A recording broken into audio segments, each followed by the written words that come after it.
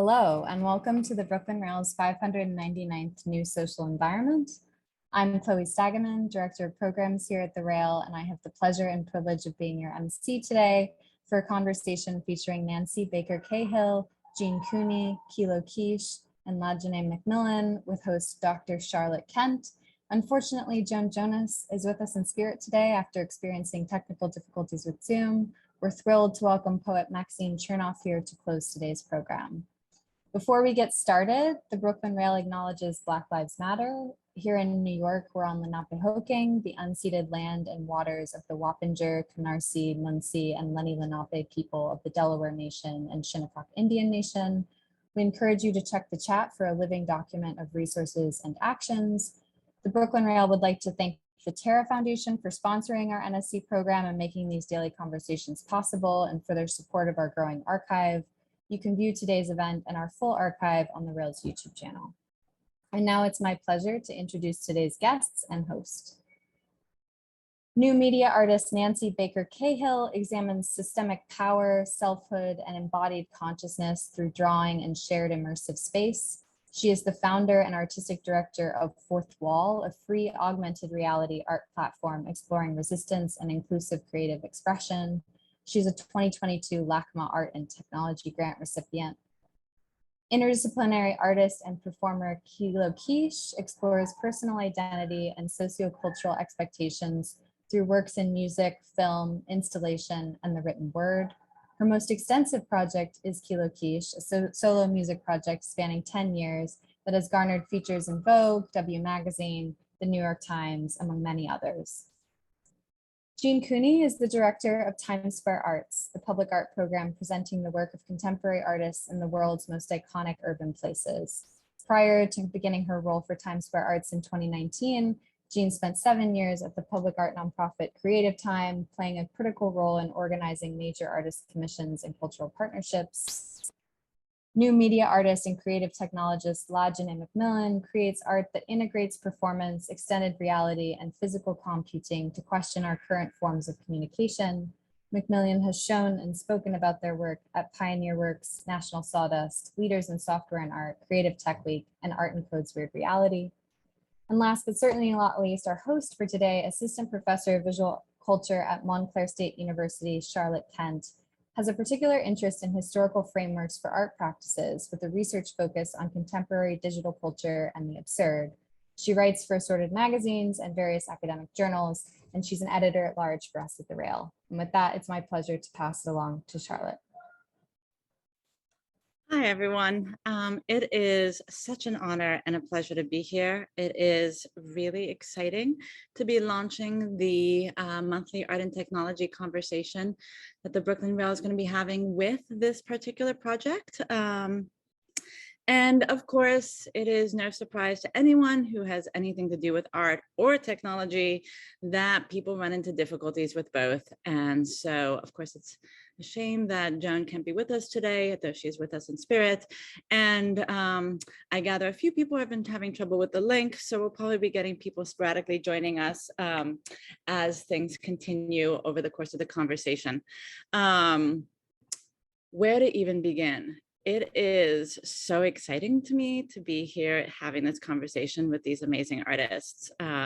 Honored doesn't begin to describe it. I have a million questions for each of you. But also to be able to talk about Midnight Moment and Times Square and this massive public art project. So one of the things that I thought I would do just to briefly share is, show an image of the first one back in April 2012, which was done by Ori Gerst, and it was called Big Bang. And you'll see with the image when it comes up, just the limited number of screens that were visible. If you get a chance to see Midnight Moment this month or in any of the months this year, you'll see how much it's grown. So this is the first one back in April 2012. By December of the year, you get Yoko Ono's Imagine Peace, which is the next picture. And you can sort of see, there's tons of advertisements still being shown and so forth. the years, there's slow progression. And by February of 2021, about a year and a half ago, Sandra Perry does Flesh Wall, which is a much more immersive experience for those who are in Times Square. Can we go to the next slide? So you start to see how it's a real takeover, right? And then by February of this year with Krista Kim's project Continuum, it really is, so many of the billboards in Times Square have given themselves over to this project and to working with Times Square Arts to allow the artists to do this. If we could get the next slide just to get a sense of Krista Kim's. Krista Kim, this particular project, which was commissioned by Times Square Arts, in fact, just recently is now in the LACMA collection, which is really amazing. So it speaks to the way public art projects like this not only serve larger audiences and publics that are walking through these public spaces, but also wind up having a meaningful role to play in larger institutional projects. These are all things we're going to discuss. Times Square has a really special place in my heart. I grew up 2 blocks away from it. I had a lot of adolescent shenanigans in Times Square. And so as much as it is sometimes considered kryptonite for many people who live in New York because we avoid it, I'm not going to use that phrase like the plague given our recent history, but it is a complicated space, but it's also a really special place for most of us. So with that, I think I'd like to pass it over to Jean just to speak for a couple minutes about how this project got launched back in 2012. Like, who dreamed this up and why?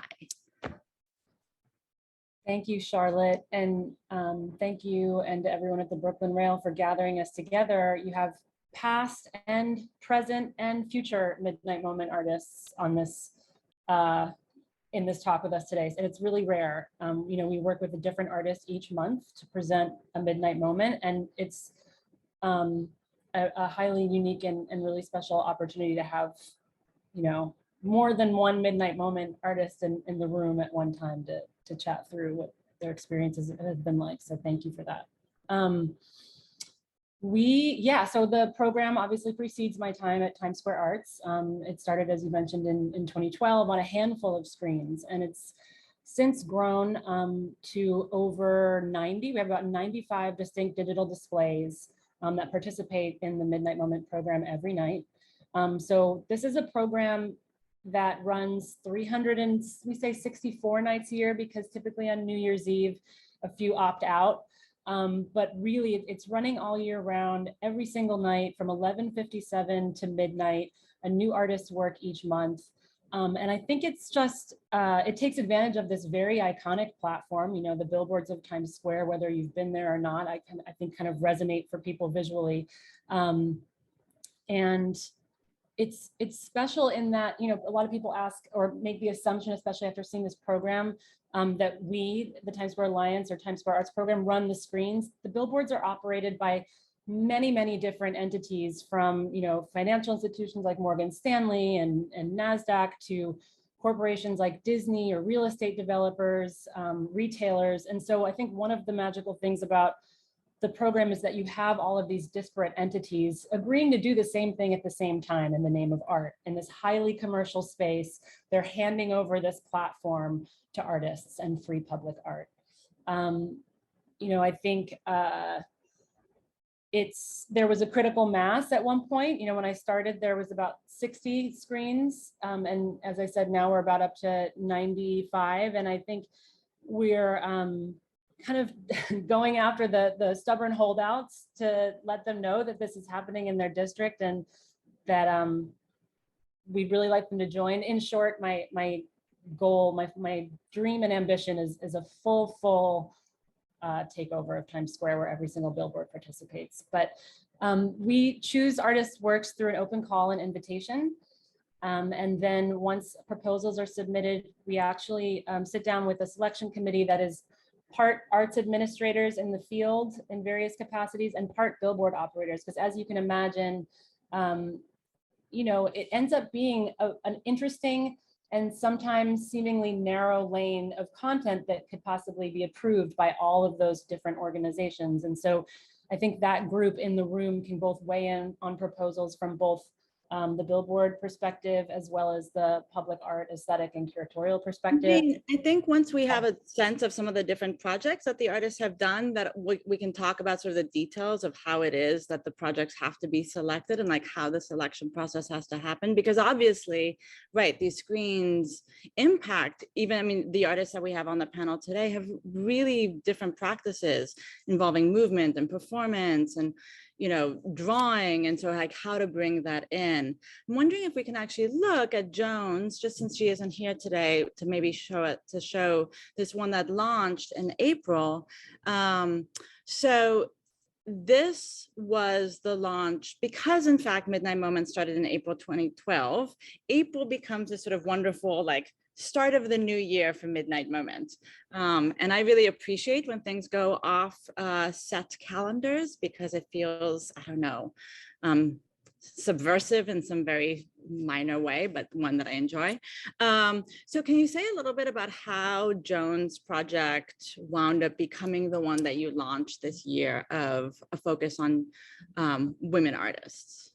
Sure. So Joan's piece that played in April is titled Wolf Lights. It was originally created as one of 3 independent videos that were used as a backdrop for her 2004 to 2006 performance and installation, The Shape, the Scent, and the Feel of Things. It uses a lot of imagery from the Vegas lights. So it's taking one kind of iconic American commercialized space and bringing it into another and kind of merging them together in this really spectacular way.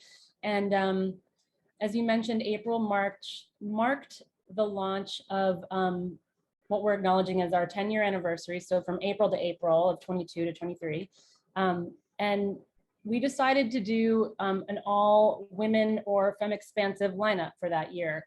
One, I don't think you need an elaborate reason to do that, you know, but we chose to do that because we were really looking back at not only the history of our program, but some of the artist takeovers that preceded the Midnight Moment, and I feel made it possible. So you have Messages to the Public in the 80s that was launched on one screen at One Times Square by Jane Dixon, the artist, who was then a programmer for that screen, as well as Jenny Dixon, the acting director of Public Art Fund at the time. We're looking back at creative time programs like 44 and a half and the 59th Minute, also led a female-led organization at that time and over the years. And I just think it was just an interesting legacy to kind of tease out a bit. I feel like Times Square is a very masculine space at the end of the day. And so it was nice to kind of intentionally bring a focus to women in that, you know, space in general. But I just wanted to really highlight the role that women have played over the years, both in video art, but both in public video art takeovers in Times Square. So with that, maybe we can actually have LaJuné speak to their project. You were the June, so we have April, May. We don't have May with us, but we have June. So the June, would you speak a little bit about your project? If we could get one of the first images for that one. Oh, sure. So yeah, I'm LaJuné, and yeah, no worries. And yeah, I got to do the June Midnight Moment. And basically, my Midnight Moment was based off of a larger project that I've been working on called the Black Movement Library. And essentially, I've been working with different Black performance artists for the past few years and creating this robust like archive of not only like their movements, but their movement journeys and histories through motion capture, but also through abstract documentary and live documentary through performance. And so, yeah, so it premiered last year as a live performance, and then I was able to translate that experience into a Midnight Moment. Then I also have a solo show up now that also features the movement portraits as their sort of more lengthier documentaries, which also sort of has them sort of speaking to how their movements have sort of changed and grown over time, but then also how, oops, sorry, I think I hurt myself, my bad. But then also how it sort of speaks to these very various different liberatory practices, how movement can serve as a liberatory tool. And so yeah, so that's at Bitforms right now until July 30th. Yeah. Thank you. No, I think there's things about this particular project that is going to come up with the other two artists as well. But I want to move on then to Nancy. You are up Midnight Moment this month of July. And she's sorry, I had to unmute myself. Yes, hi everyone. Super, super honored to be talking to all of you today and to be in present company. I just want to say that I got to see LaJuné's installation. It was just mind-blowing. What you're looking at here is what is currently up on screen, on all the screens in Times Square for the month of July. This is from my Slipstream series, and this is a series that I developed really over the pandemic that, I don't know if anybody's familiar with the concept of slipstream. It's a literary genre that deals with the kind of familiar strange and the strange familiar. And it really, this was a great opportunity to take this series that is really grounded in drawing. So actually you're looking behind me, my background is some of the raw material that I use to create these kind of grand mutations using all kinds of digital software and amplify them at scale, and to consider scale in the context of Times Square, which I'm sure we're going to get into. But I really wanted in this work to take the kind of ontological questionings about reality that I'm dealing with in the work, and mutations and of truth and the ways in which truth is so contested, and then amplify it and kind of use the occasion of this shared immersive space to kind of push this further and to see how far we could I could make these works even more immersive. And I'm excited to talk about that with the other artists too, about what they thought about in terms of like crafting these works for such a variety and diversity of screens. But yeah, this is, I don't know if we can play this video. Oops, maybe not. We can, I just have to stop sharing and then I'll share your video. Oh, okay. I think we're just going to show a small clip of what's showing on screen currently. One of the things for the audience just to realize, I'm actually just wondering if we can get reactions, a show of hands or a heart, if anyone has ever been to a Midnight Moment anytime in the last 10 years. Have people ever gone at 11:57 p.m. and checked it out? Me. Can everyone see? Yeah, this is just a super short clip, but when I actually showed this to my son in the studio, he actually had to walk away from the screen. It made him nauseous. So that was another thing I really had to think about in terms of like what kind of an experience I wanted to bring to such a massive audience. Yeah, it's that's definitely something to talk about in terms of how we translate works that we produce in one context into another. All right, Kilo, I realize that your work isn't coming up until October, but I'm really excited you're here with us today, in part because I really wanted to present the diversity of artistic practices and backgrounds that are being called into this particular project that Times Square Art does of Midnight Moment.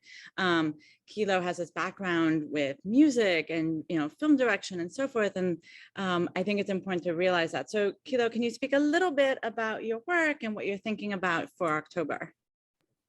Yeah, so the works that I'm showing in October are part of an album that I created earlier this year called American Girl. And so they're all kind of mutations and like explorations on that concept, and me kind of just exploring myself through the lens of Americana. I mean, like a lot of my albums, they are about me, obviously, but like just figuring out myself through the lens of different things and who I am from year to year to year. And so this album is kind of exploring like my background and my upbringing and kind of the collective memory of Americana and who we are as people, and meshing my like creative exploration in music and the entertainment industry, and kind of just trying to determine who I am at this point, and like what part of myself is, put on me through like media or just my time in the industry, and what part of my dreams are my own. And so kind of exploring my own version of like the American dream and what that could potentially be for myself. So that is a perfect segue to the conversation I wanted us all to have, which is very much this issue of Times Square being this incredibly,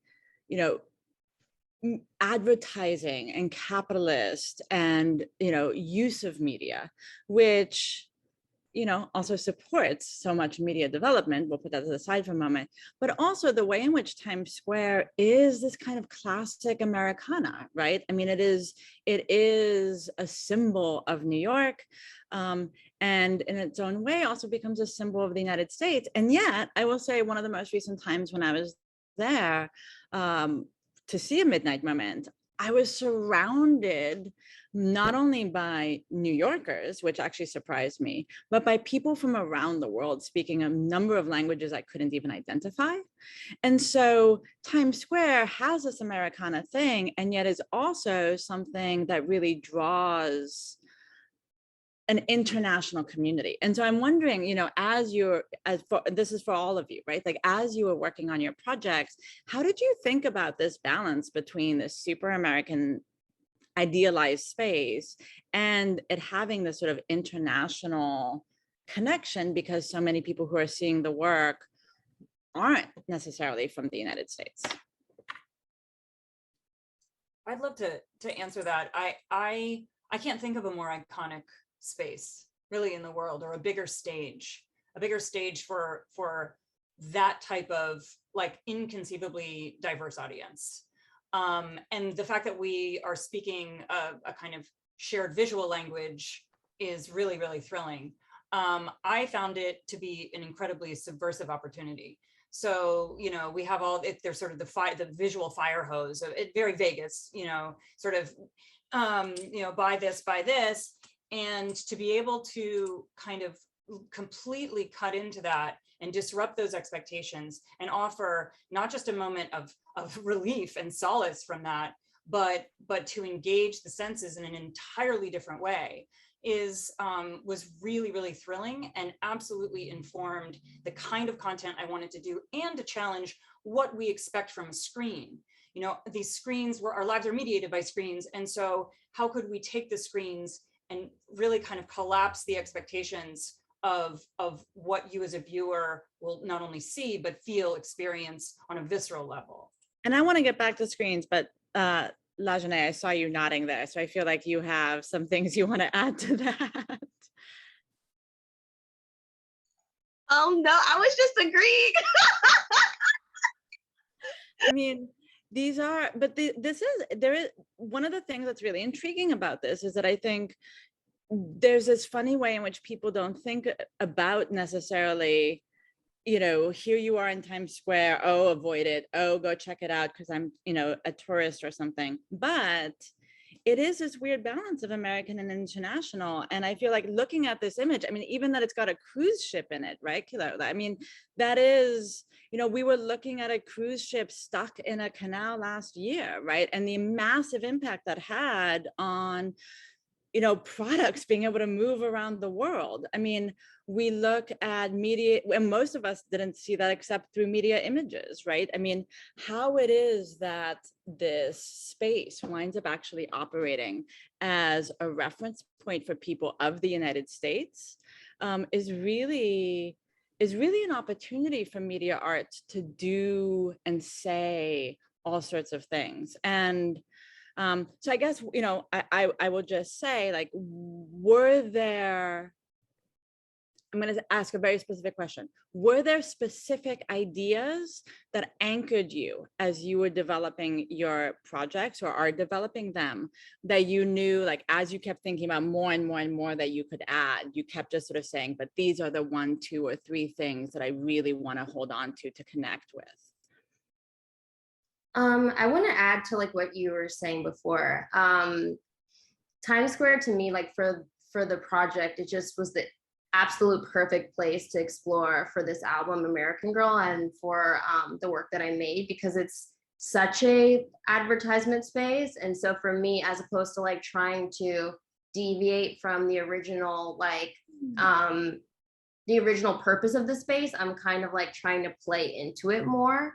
Whereas like this album has been like what I've been saying, it's like my most popified McDonald's version of like a Kilo Kish record.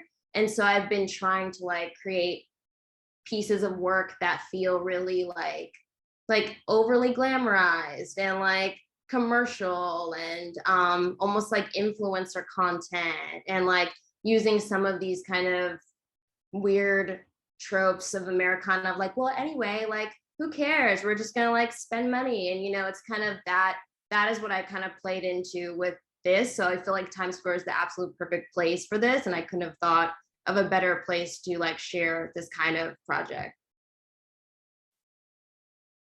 I would just add that, yeah, like Keisha's saying, you can either lean into it or totally subvert it and disrupt it. And I think like between all of the artists you have convened here, they've actually, done both in a way. And I think one of the challenges that an artist also faces with Times Square is, I mean, one, it's the space where people come seeking something. Like you said, it's New Yorkers, it's tourists, and right now we have like 400,000 people coming through a day, and it's unclear as to what everyone's intention exactly is. So you have this strangely captive audience, and these billboards are not only major commercial spaces, but they've become kind of tourist attractions in and of themselves. They're giant, but the artist has to work within 3 minutes with no exhibition signage, no context, and get that audience to look up and impart something, in that 3 minutes without content. And I feel like each of these, you have LaJuné and Nancy and Kish on this call, that they've done that in really different ways. I think they've taken the challenge on incredibly well. So what kind of transformations did you think about? I mean, Kilo, you've spoken a little bit about like just pushing it further, taking some of the imagery that you've been working with already and pushing it. But given the nature of the screens, and I'm thinking here of the fact that you all work in, though you work with screens are not your only reference point, right? And so much of the work that I think each of you does actually stems from practices that are not screen-based, that have to do with sound and body movements and affective feeling, the body in the, four-dimensional world. So I'm wondering like what were things in the work that you have as you were transforming it into these massive screens in Times Square? What were adjustments you had to make, or did you have to edit yourself as a part of that practice? Well, I can speak to that directly because so much of my work is sort of anchored in the body and in embodied consciousness. And one of the things I really tried to do, particularly with this animation, was to have the content almost like heave and breathe and pulse in this very, very kind of sensual, embodied way to draw a direct contrast, again, to the flatness of the screen. So my intention and my hope was that it would almost like threaten to spill out into shared immersive space, that you would look at these things and feel like, oh my God, there's something alive. And it's not just that we're seeing it sort of up close, but like we feel it, we breathe with it, and it's kind of, all encompassing and totalizing in a way, because that's really, to me, was part of the opportunity of not just the scale, but the kind of 360, this massive kind of 360 opportunity.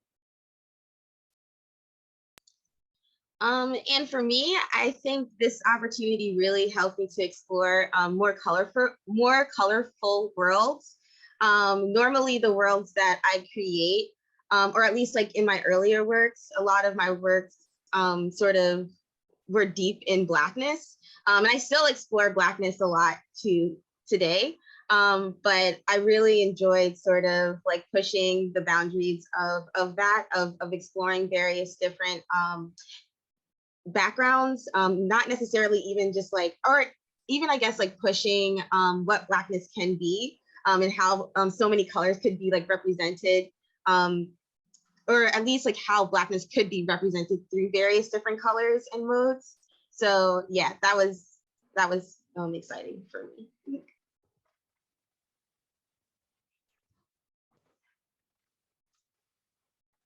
I think you're muted. Oh.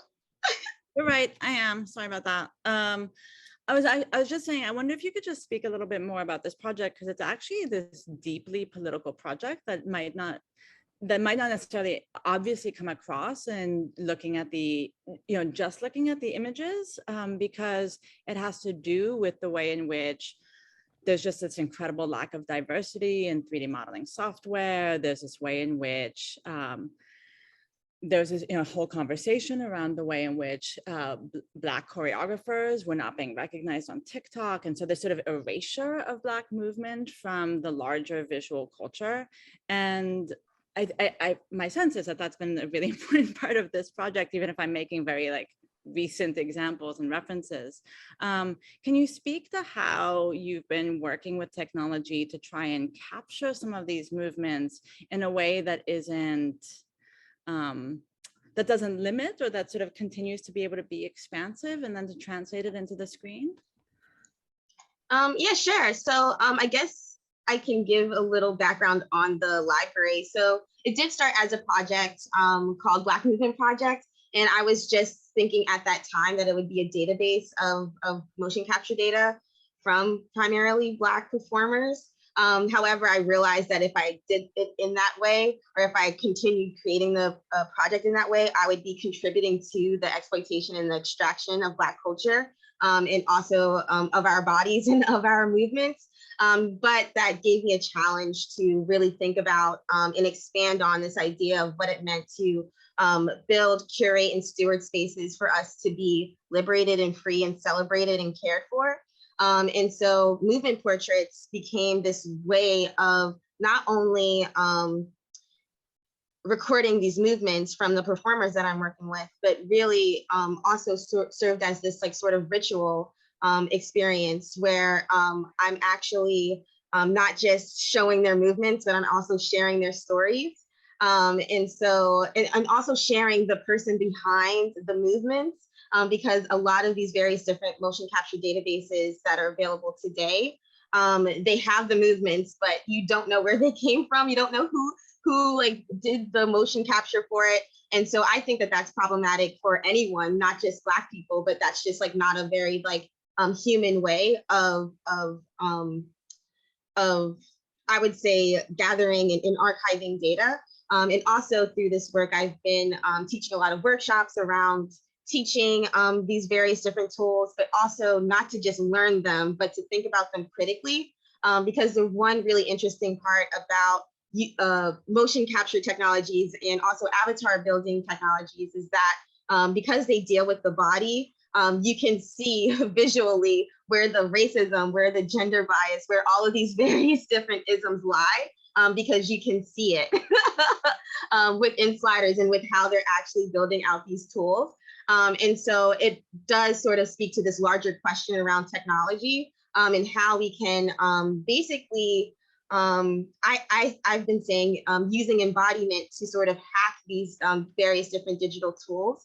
And so I think that visually, like my work also sort of tries to use embodiment, use our movements, use our sort of ancestral technologies as a way to open portals into these like sort of liberated realities. And so for me, the screen is transformed into this liberated reality. And hopefully it serves as a reminder for folks that these realities do exist if we decide to tap into them and commit to them. So yeah. I really like the way you talked about hacking these visual and technology tools. I feel like in the same way that Times Square Art with Midnight Moments is kind of hacking these commercial screens, each of you in your own way is working as artists to engage with technology as a way of trying to hack it in different kinds of ways, right? To sort of show how these technologies can be pushed in assorted ways to either to, make new tech possibilities or to give us new ideas. So I'm just wondering, Nancy and Kilo, can you speak a little bit to how you have engaged with technologies with this sort of hacking sensibility?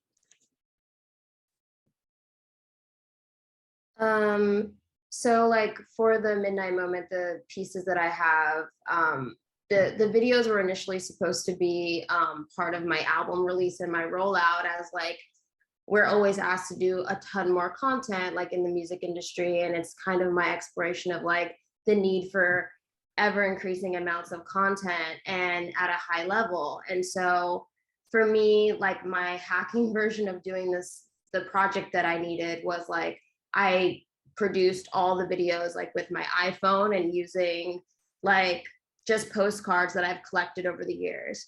And so like that's within the music realm, my way of kind of like sticking it to, you know, that world of like ever increasing budgets for creative and not really getting paid for your work or services. And so it's like my way of just kind of exploring more with less. And so having the opportunity to be able to share these in such a huge iconic space is actually like a hack in itself, because I'm kind of just like, wow, I never thought that these works would make it here. So yeah, I would definitely second that as well, that there is something about taking up space that is inherently, especially for women and non-binary folks, is transgressive and is itself a hack. I would say for myself, I'm super interested, especially coming out of the last 2 years, but you know, broadly speaking, the history of the United States, speaking of political, you know, this just, and back to the fire hose, this fire hose of misinformation, disinformation, manipulated truths.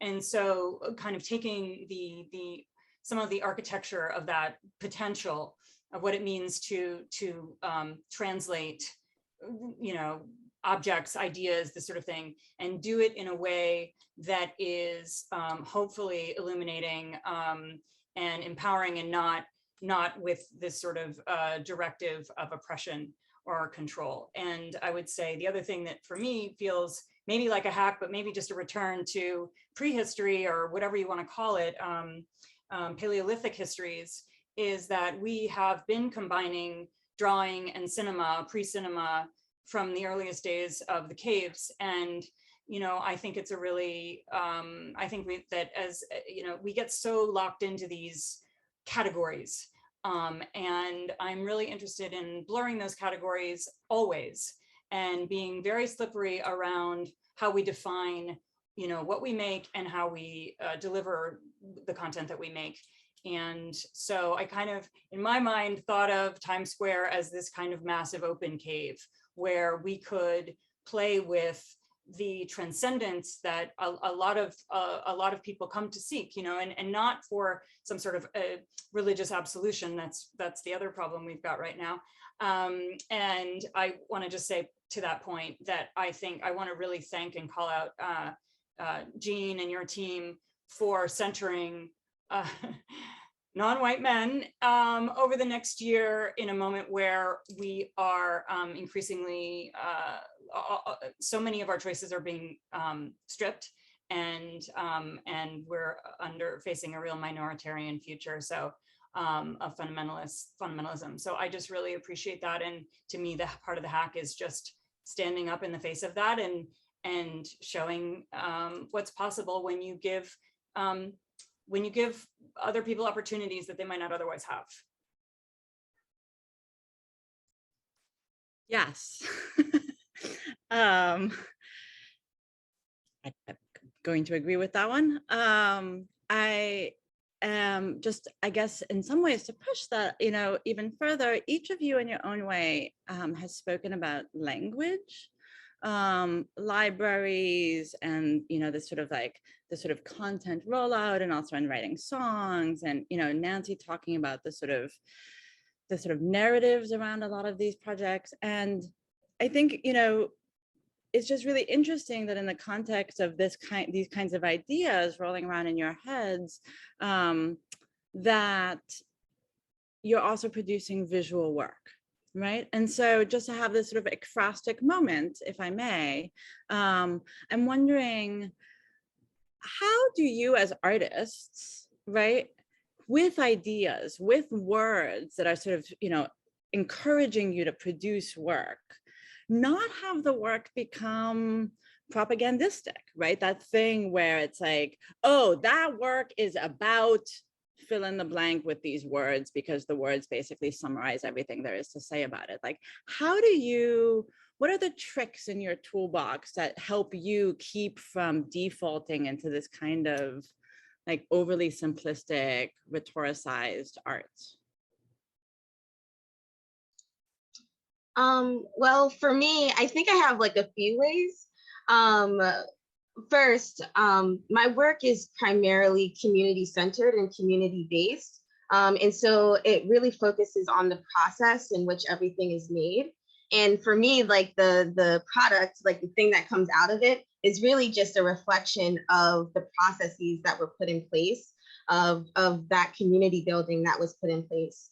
And so when I'm working with performers, choreographers, with other technologists, what we're really trying to do is make it so that the relationships that we're building while we're working together, while we're collaborating, can sort of shed all of those various different harmful and toxic systemic injustices that are all around us, surrounded all around us. One of the things that I've learned through making work is that just because I live in a capitalist system doesn't mean I have to impose that on myself and other people.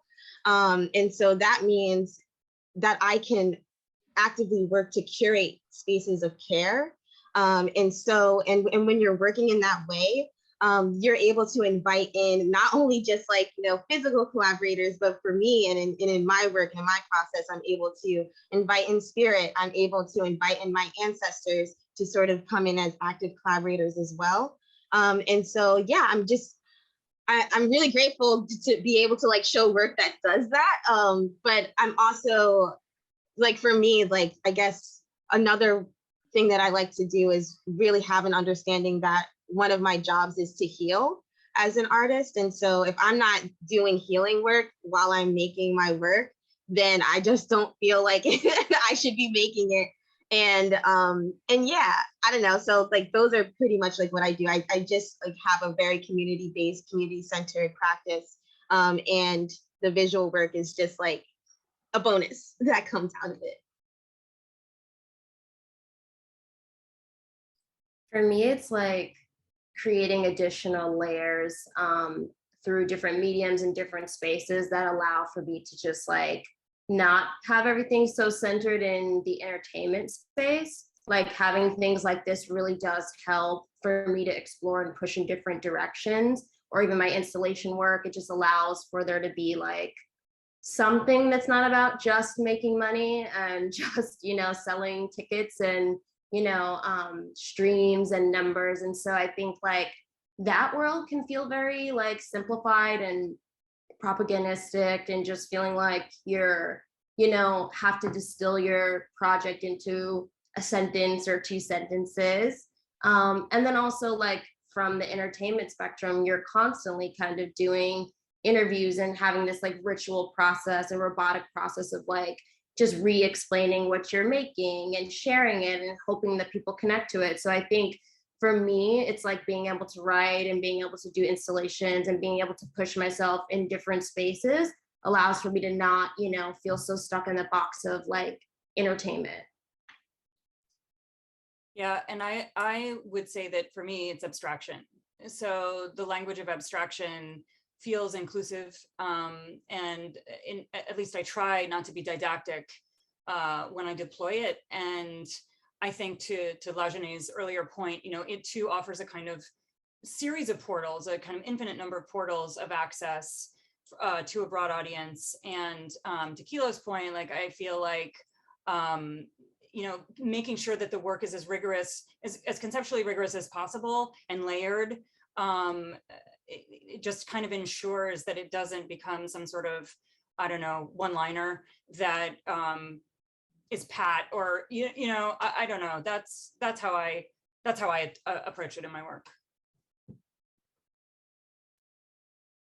Jean, I'm wondering if you can sort of chime in here now a little bit. You were speaking at the beginning about the process of like, how artists submit proposals and how you're reviewing them. And of course, how you have people from the billboards themselves come in because they understand like what's going to be able to be projected in the visual effect. But I'm wondering, as you can speak a little bit, about when you're reading the proposals and so forth, how you begin to read through the ways in which the project can have the kind of complexity that the artists are talking about. It's that balance, right, between being able to be like, this month's artist is doing a project about this, and still having it be spacious enough that the project isn't, as Nancy said, a one-liner. Yeah, that's a good question. I mean, there's always going to be different kind of levels of access to any given Midnight Moment project. You're going to have people on the ground who are unsuspectingly and unintentionally going to encounter it and may or may not want to learn more about it or inquire, further. You'll have people coming out intentionally because they either follow that artist or follow the program, and you're going to have people who will only see it online, through whatever we post or share on web. And so you just want to make sure that all aspects of the project are strong, obviously with any proposal, but the main focus of the committee ends up being visual more than conceptual.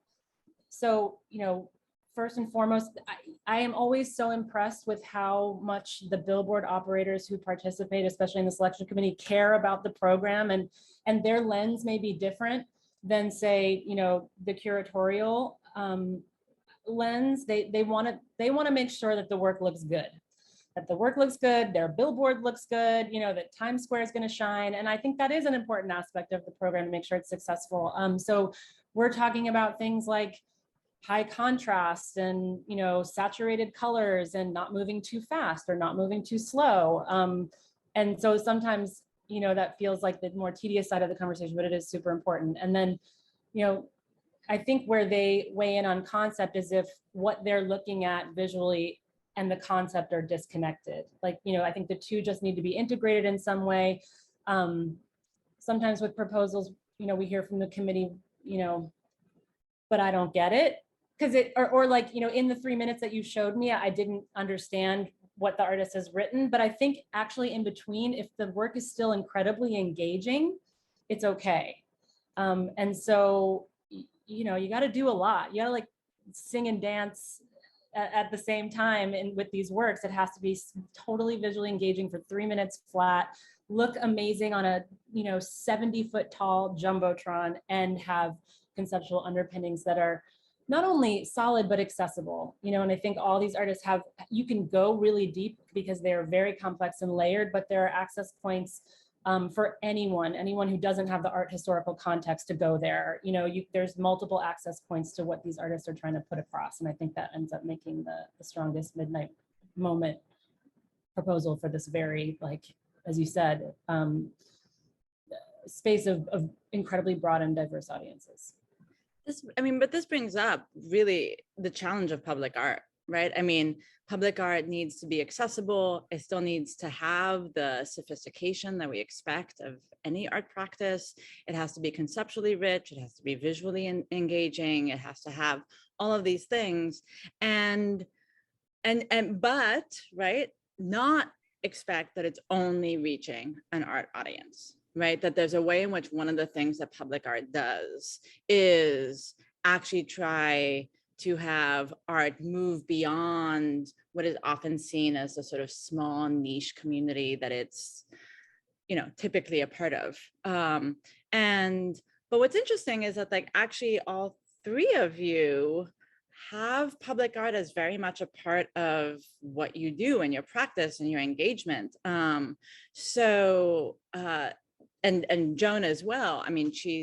Performance has been a huge part of it. She's, is known as one of the major figures who helped sort of like shift this narrative of art in the box and so forth. But I'm just wondering, with technology and with screens being so much associated with media, right? And then now I'm just going to shift over into social media, which is one of the ways some people access the Midnight Moment, right? It's this funny thing where it's like, but that's also this sort of space of public art, right? And so and yet I feel, I'm just gonna admit it, I feel uncomfortable saying that. Like, I don't want to say social media is a space of public art, because I feel like, no, it's a default of, all the stuff I've researched and whatever around surveillance capitalism and the data capture that they do on social media and so forth. So I'm resistant to that idea. And yet at the same time, you all also communicate so much of the work that you do and so much of your efforts to a wider audience through that. So I'm just wondering, like, can we talk a little bit about public art and how you feel in the Times Square space versus some of these other media screen-based spaces?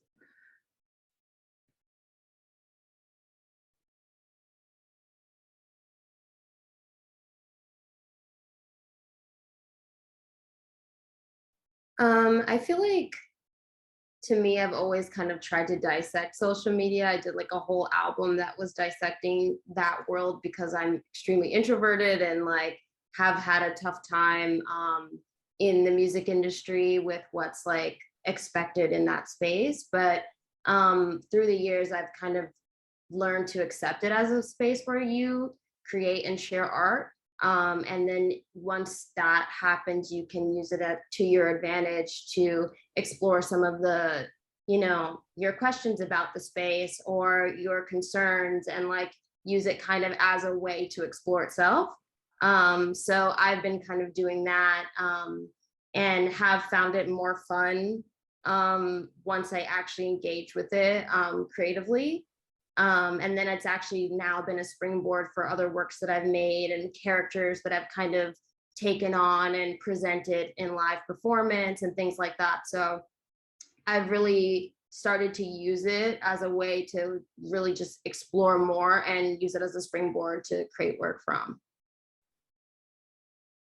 Yeah, I think it's really hard to divorce it from the kind of ad tech and surveillance capitalism that, I mean, they're enmeshed so inextricably. But I would highly recommend the book, actually, The Social Photo by a social media theorist named Nathan Jurgensen, I think is his last name. Really, really interesting idea around social media, social photos, actually just really the capturing of content as a new type of language and communication. And for me, I think I would argue, as someone who works, you know, so much with augmented reality, site activated, you know, active interventions and activations in augmented reality, and then the shared immersive space of, you know, these interventions like Times Square, that I would argue that there sometimes is no substitute, that you really need to hear the ambient sound, feel the soil underfoot, smell whatever you smell in that space to get the full immersive experience. On the other hand, I have felt and do feel that a lot of times that social, I hate calling it social media, but it's certain shared experiences on social media can become these public archives that have a life of their own, and that mark a moment in time, an individual's experience, and become a part of a larger sort of collective conversation of people writing themselves into the text of whatever they just experienced and then shared. So I do think that there are sort of other ways of thinking about it that can contribute to a conversation about an art experience. And I'll just say that, like, really quickly, when my daughter went and captured the experience in Times Square, I don't know, 2 nights ago, I literally couldn't sleep after I saw the pictures. I wasn't physically there, but I was so excited. And it's not just because it was my work. I was like, wait, I didn't expect that to happen. I didn't expect it to be bathed in pink and, you know, as saturated as I knew it was. And so I do think that there's tremendous power in it as well.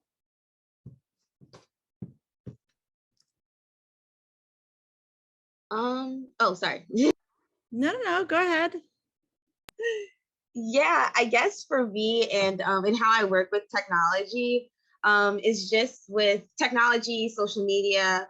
It's sort of also just having this understanding that a lot of these sort of digital realms and spaces and worlds are often like reflections of our physical worlds.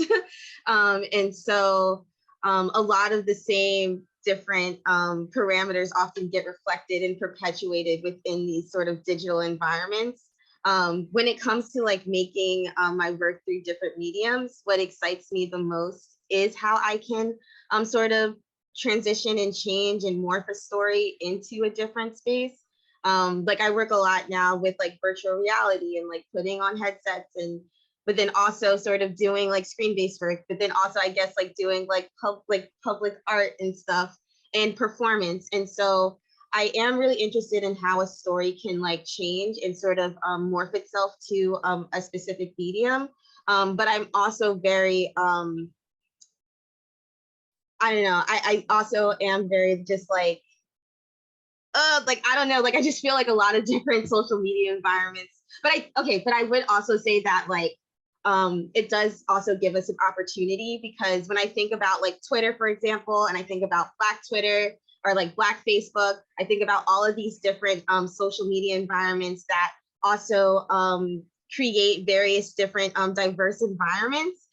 in ways for us to like communicate. Like I feel like I was able to learn so much from different writers and different people just by like creeping up on them on social media and being able to be like, oh gosh, I read your article. Now I can like sort of take a deeper dive into your life. Like that has been like so like amazing for me. And actually like it is really, I would say, changed the way that I even view the world around me. So yeah, I would say that like I normally sort of look at the two spaces as conjoined in many ways, not separate from one another. They both really do affect one another.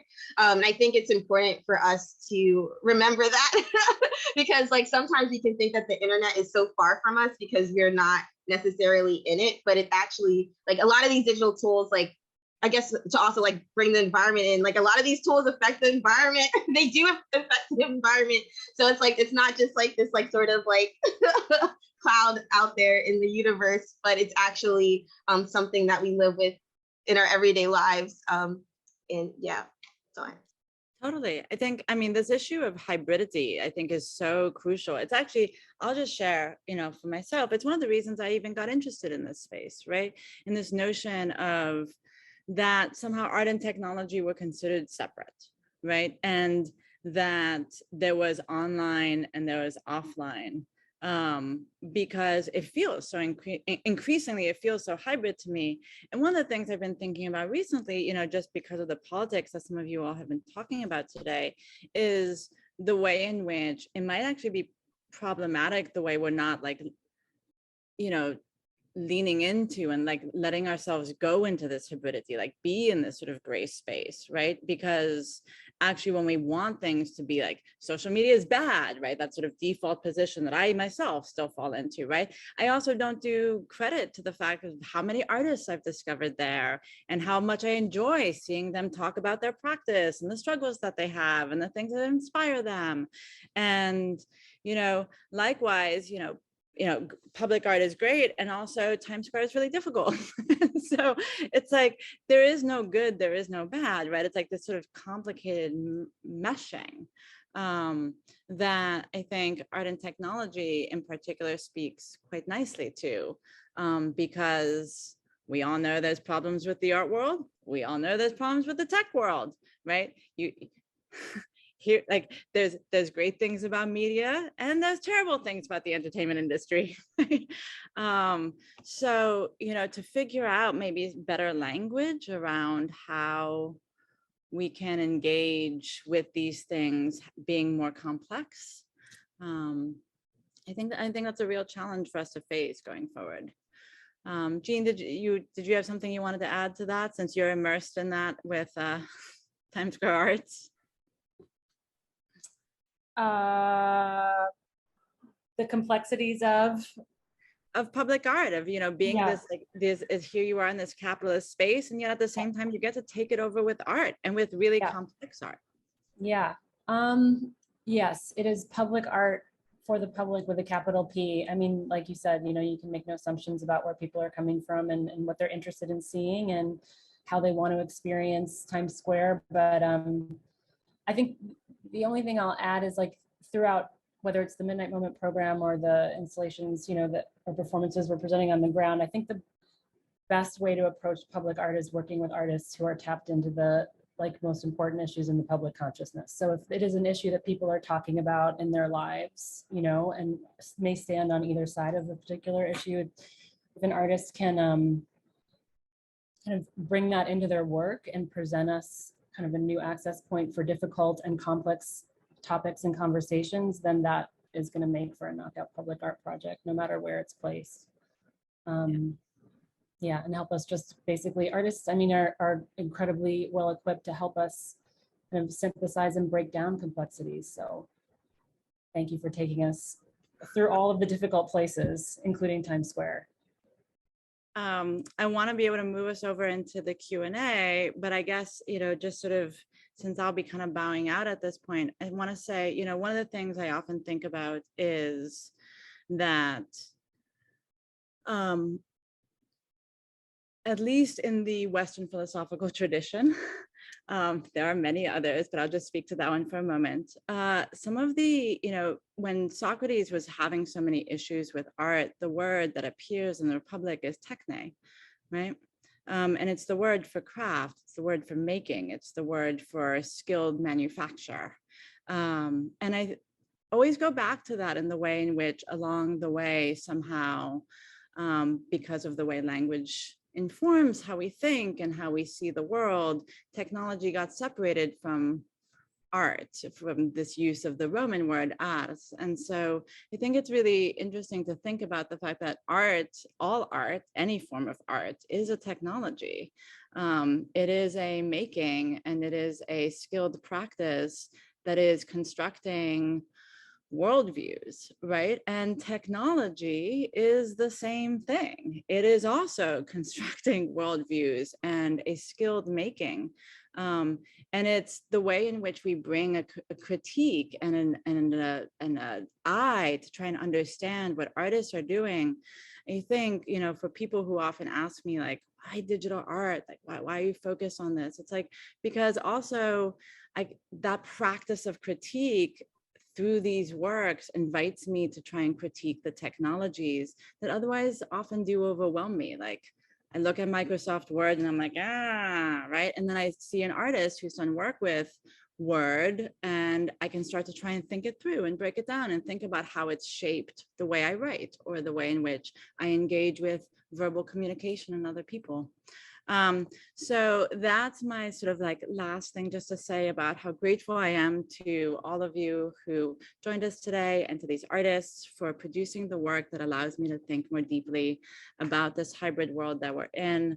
And Chloe, I want to hand it over to you now to be able to, bring on some of the questions that our audience have. Great. Thank you so much, Charlotte. Thank you, Jean. Thank you, Hilo. Thank you, LaJuné. Thank you, Nancy. That was really, really amazing. And I really appreciate all of your insights into this program. We do have a question from our friend, GE. And so GE, I'm going to unmute you so you can ask your question. Thank you all very much, and on this moment when the executive order went through, so I'm very excited about that. A little hard to contain myself a little bit. Question I had about the project overall, isn't it as much a kind of antidote to our sort of sensory overload of all the current velocities we experience, as much as it's sort of an hour of air apart from capitalism itself? Kind of that interruption? GE, are you saying that it is a disruption from? I believe it is, yeah. And I guess I'm asking if you could confirm that or not. So yeah. I can just start and say, yes. I mean, like even just visually, Times Square is so overwhelming. So that going back to that very simple aspect of the project where it's like ding ding ding ding, it's like constant, each board doing a separate, trying to persuade you in a different way at a different pace. Even just the fact that they all, it's like Times Square calms down for 3 minutes, just like a sigh of relief washes over the place, I think, visually. And so that's a really beautiful thing. And then, yeah, I mean, it's 3 whole minutes where no one is asking you to do a single thing. And it's pretty amazing, because actually in most New York spaces, whether it's even on the subway or on the street, someone is trying to ask you to do something, whether it's a poster or a billboard or a storefront, or another New Yorker, and so it's just really, I do think it's a moment of relief on many levels. And then, yeah, of course, it's a huge interruption into the 24/7, wheel of churning capitalism and commercialism in Times Square, for sure. So I agree with you. Can I just add to that too? I've only been to LaJuné so far, which was itself, as I said before, just an incredibly transcendent experience. So I experienced it once, but then I also heard from people who went a couple of days ago that there is this moment of of almost audible gasping of everybody realizes almost on an animal level, something's different, something just shifted. And there's this concept in immersive art of ergonomic awe. And I think that because of not just the scale of the screens, but where they're positioned, when we look up, like literally in our bodies, we experience something different. We're not just kind of trying to mediate all these sort of visual assaults, but we can kind of open up, and as you would in a, no, I'm not trying to be grandiose here, but like, you know, the concept comes from like cathedrals, these transcendent spaces. So you know, you look up, or just, you know, an incredible cloudscape, let's call it, like that can induce ergonomic awe. But the same thing happens in Times Square, which I think is part of what makes these interventions potentially a little more radical as that type of interruption that you're talking about.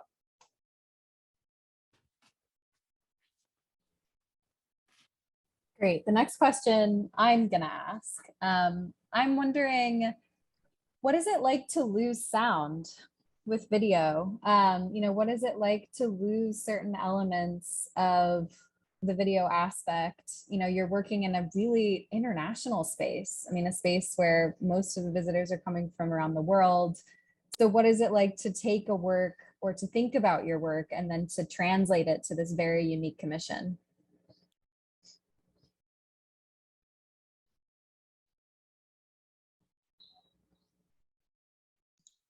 I think for me, oh, go ahead. Well, I think for me, like sound is obviously like a huge part of it, because the works were created in relation to like songs I had written, and the text is in relation to song titles and things like that. So to me, I'm looking forward to seeing what that will feel like without sound. I feel like they can speak better to what it's actually like, not having sound in such a huge space like that. But all of my installations generally do. I do create scores for those. So it is going to be interesting to kind of see him kind of moving in space and somewhat surreal without, you know, any like auditory things happening. So I'm excited to see what happens.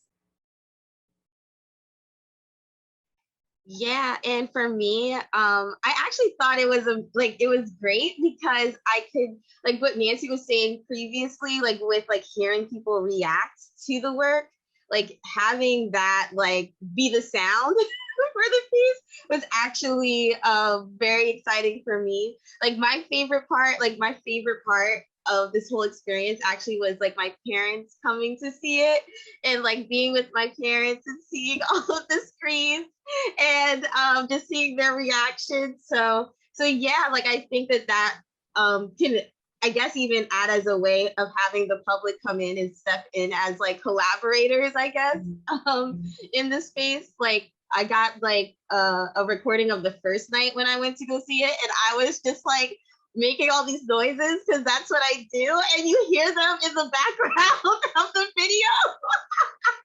And everyone's like, and my mom was like, who is that like screaming? And I was like, no, it's just me.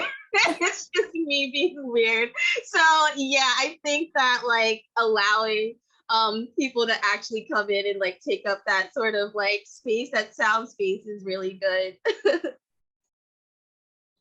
Yeah, I mean, I think you both said it so well. And I think that it kind of captures not just the ephemerality of that moment, but no two nights are going to be the same. So that soundscape changes every single night. And one night, maybe someone's playing music. One night, you know, it's somebody, you know, people gasping. One night, you know, when my kids recorded it, they were swearing through the entire thing. They were so excited, you know, so it's like everything is different. But I think that is, I think that's a beautiful way of putting it, that it is this collaborative, interactive moment. That's really where so much of the interaction occurs, and it's unvarnished. That's just like whatever happens, like that's what happened. There's no massaging that, silencing it in any way, erasing it. So I think there's something very beautiful about the raw human response as recorded. Amazing. Thank you so much for those answers. The last question is going to come from my colleague, Eleanor.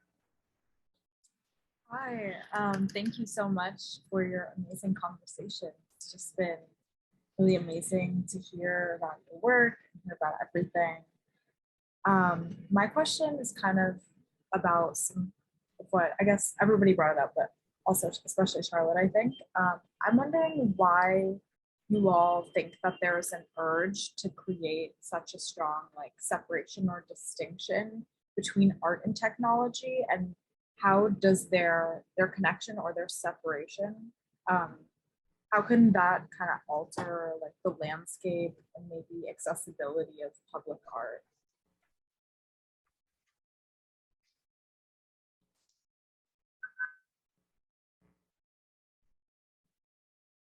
Well, for me, at least in my practice, I try to use the term technology more broadly. Like for me, like embodiment is a technology. All of these various different, like, I guess you would have to sort of like single out like digital technology to say like, oh, this is like the digital technology is this, because technology can really be applied to so many different things. And so, yeah, I think that what's important though is to, or at least like what I try to do in my practice is I'm really interested in how power gets subscribed to digital technology, like how much power we give these various different digital tools and why. That really like interests me. So what does it mean to use other technologies? I think Charlotte, you were saying like art as a technology, like using art as a way to sort of maybe even deconstruct those power structures that are embedded within those digital tools. Like, what does it mean to sort of use art as a way to do that? What does it mean to use the body as a way to do that?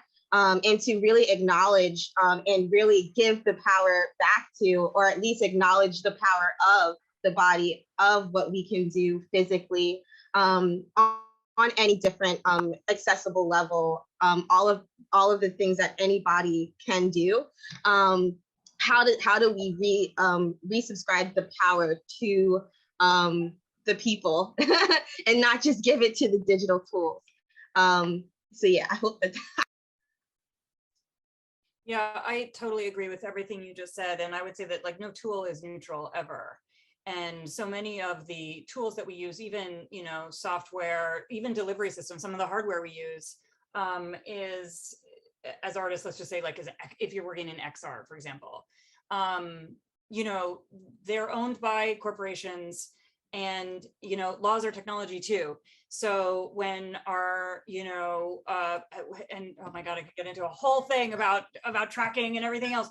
But so for me anyway, I can only speak for myself. I feel it's like my art is inextricably connected to my politics. So I like feel a sense of what I try to do anyway, what I attempt to do is to try and use the tools as subversively as possible, or in ways that are unorthodox, unexpected, for similar goals of accessibility, empowerment, and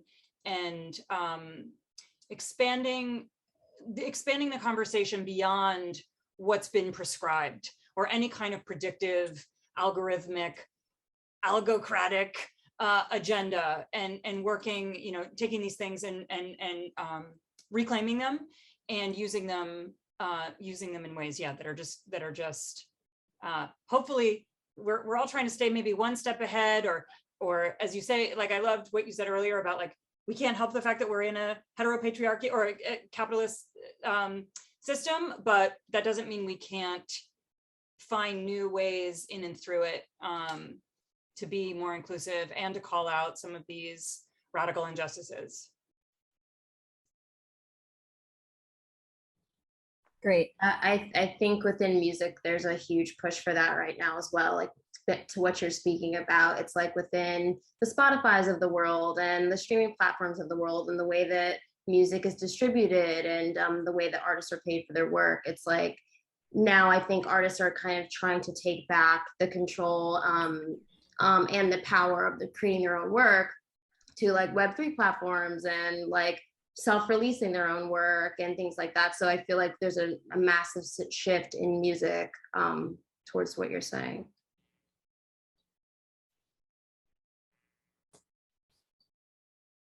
All right, we have one last question that came in, and I'm gonna ask it. It's asking you a question kind of about this effect of, you know, making a cohesive, always looking good experience with Midnight Moment, and how does that engage, your critique as well of this space as an advertising space, and how do those two things come together in this space when you're thinking about a commission for Midnight Moment? That's from the audience. Sure. Yeah, no, I mean, well, first of all, there's no shame in looking good and creating something that's beautiful and visually engaging. I think when I was speaking about that earlier, there's a couple of things like that are just technical things that either play well on a screen or don't. You know, a lot of them haven't been updated in a long time. So bright white backgrounds show imperfections, high contrasts read better from farther away, things that are in high definition are better suited for the high definition. So there's certain just technical things that are real considerations for a work to make sure that it even looks as the artist would intend it to look. And then, you know, when I was saying things have to be like shiny and pretty, I think it's actually, you know, kind of a Trojan horse effect. It's using the screens in a way they were intended to be used to visually captivate, but sending through something completely different. And so I think it still falls within, you know, a subversion, so to speak, while kind of leveraging the tools you have at hand. Thanks for that, Jean. Well, I just want to give one big thank you to all of you for today. It was such an honor for the Brooklyn Rail team to have you all here in our NSE. I am going to now transition to a tradition in the Rail NSE. We have a tradition of ending these events with a poetry reading. And I'm thrilled to welcome our poet laureate of the day, Maxine Chernoff, to the stage, who's here to read. Before she starts reading, I'll read a little bit about her. Poet Maxine Chernoff is the author of 17 books of poems and 6 works of fiction. She's won an NEA in poetry and the 2009 Penn Translation Award. She was a visiting writer at the American Academy in Rome in 2016 and taught at Exeter University in England in 2013. She's a professor of creative writing at SFSU, and she's a former editor of New American Writing. And with that, I'm going to welcome Maxine Chernoff. Thank you. Can you hear me? We can. Great. And you can see me? We can.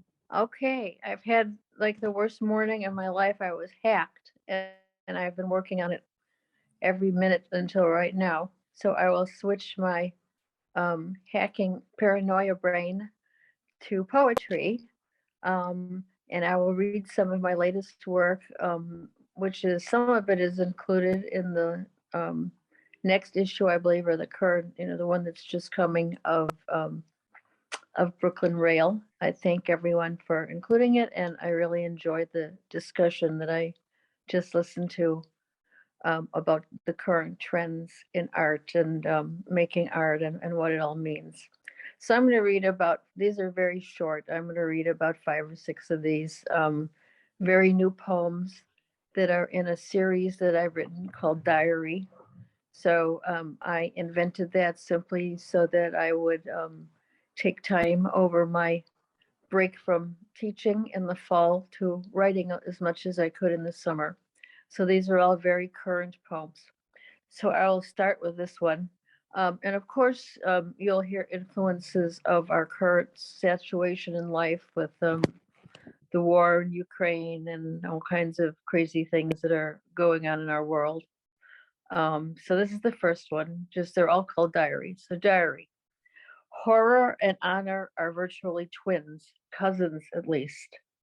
Your horror of broken worlds and citizens buried alive is our honor.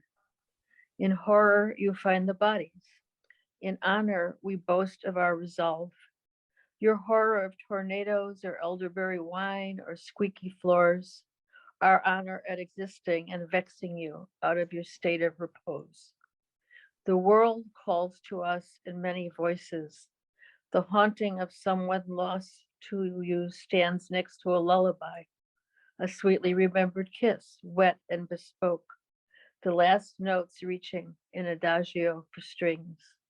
The world strains to contain the horror of silence that fills a room in Syria or Yemen or Ukraine after bombs rain down, honoring each victory which is a horror uncontainable by those of us wanting to live in unity as trees do, their underground root systems sending melodies unheard by the forest.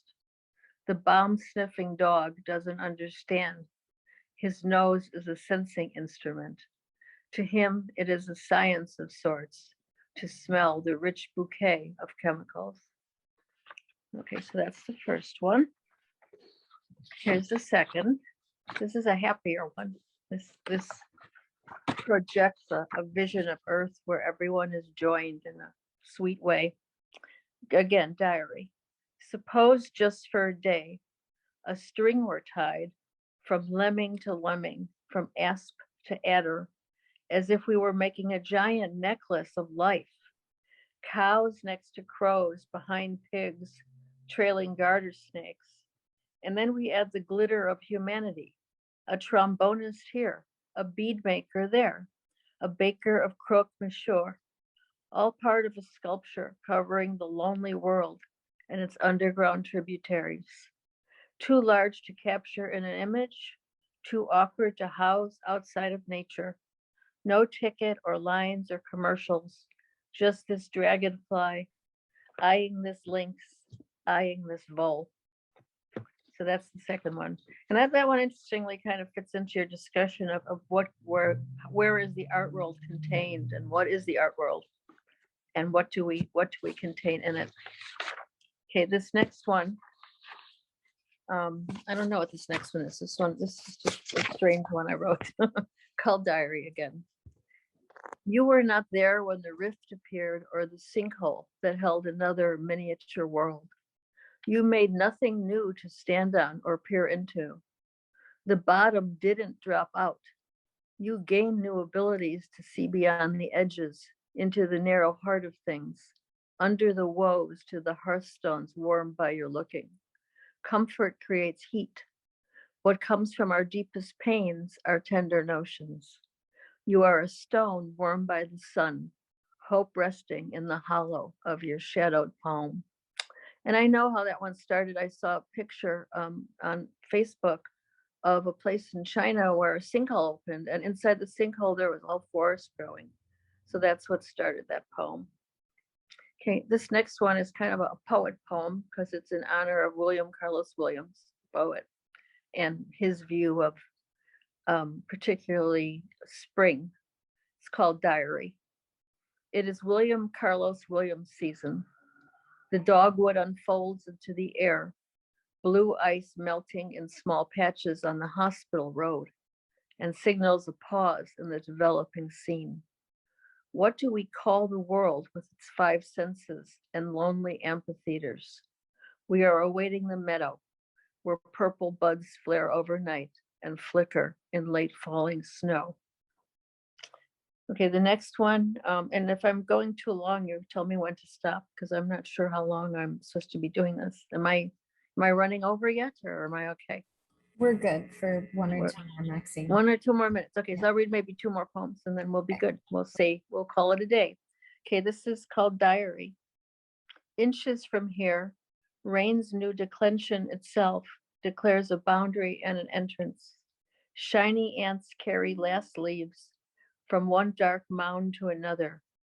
Sun splays over the scene as you rehearse the words you spoke before names cluttered the airwaves and songs became notions. The neighbor's yard filled with crows drunk on mulberry wine and no November sun. What accounts for your day builds purpose and definition. Best to reckon harm syllable by syllable. Best to ask others who have come to witness how a word can hold an edge or mark a tender notion, errant and unwitnessed. You lay your hopes under that tree. Your fears move into view like a minor planet's third sun. And I'll close with one which is an imitation of a Cesar Vallejo poem. He's a wonderful Latin American poet, died in 1939, I believe. And he has a poem about how I will die in Paris. So this is my I will die poem. So Diary after Vallejo. I will die in my kitchen with a lemon in my hand on a day I already remember. I will die in the kitchen, and I don't shy away. The oregano, the rosemary, the bone broth, the rain. As I prose these lines, it may be on a Thursday. Of that, I am not sure. Okay, so thank you very much, and I really enjoyed participating in this event. Thank you so much, Maxine. Those Sure. comments were Thank lovely. you. Thank you. And thank you, Nancy, Kilo, LaJuné, Jean, and Charlotte. We'd also like to thank Joan Jonas, who couldn't be here today. And we'd like to thank the team at Times Square Arts for helping us in preparation for today. Over the past 22 years, the Brooklyn Rail has brought together art, music, dance, film, theater, literature, and thoughtful social and political meditations in our monthly publication and in our public events, like here in our daily New Social Environment. Please check the chat for a link to donate to support our writers, editors, and operations here at the Rail. And if you're free on Monday at 1 p.m., we have a conversation with Jay Elizondo and Lorenzo Tribergo on the occasion of their exhibition Unfixed at SOMAD Gallery. We'll conclude with a poetry reading by Mel Elberg. You can now turn on your microphone in Rail tradition and say goodbye as you leave.